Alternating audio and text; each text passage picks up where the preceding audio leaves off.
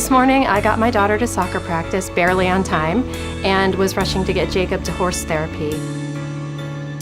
I'm an extremely busy person. I've got an incredibly stressful job that takes up a ton of my time. I've got kids sports. I am recently divorced, and she lives on the other side of town. A lot of juggling. I'm a photographer. I do a bunch of weddings a year, but this particular day, this one was really special.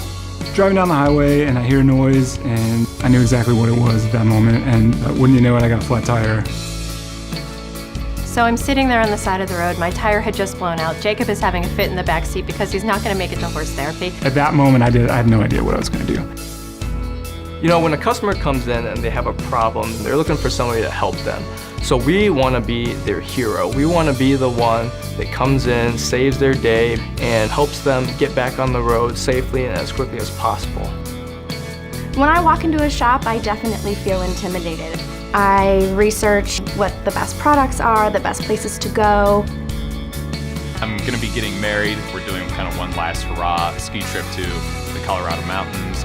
Getting my tires changed, you know, it's going to be an expense. It's not something that you necessarily want to do. Some buddies recommended Goodyear before, so I'm looking forward to giving them a shot, and hopefully I can get this done and have a great trip.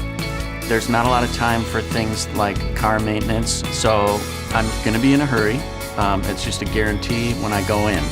I like to be informed, and this is a big purchase for me.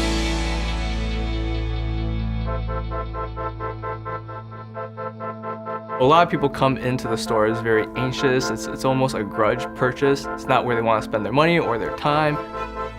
I'm sitting in the lobby area, the waiting room, and I'm thinking, how are we going to stretch our finances over the next few weeks to make up for this $300 that just came out of nowhere? You know, how are we going to make this happen with, you know, really without the kids noticing that we're struggling? Because that's really the hard part. My husband of 35 years recently passed right before the holiday. One of the hardest things was just figuring out how to get the car taken care of. I mean, that was totally Carl's department. But the car had to be serviced, and so I took it to Goodyear, where he always went. When I got there, somebody actually recognized me. They said that Carl had showed them my picture before.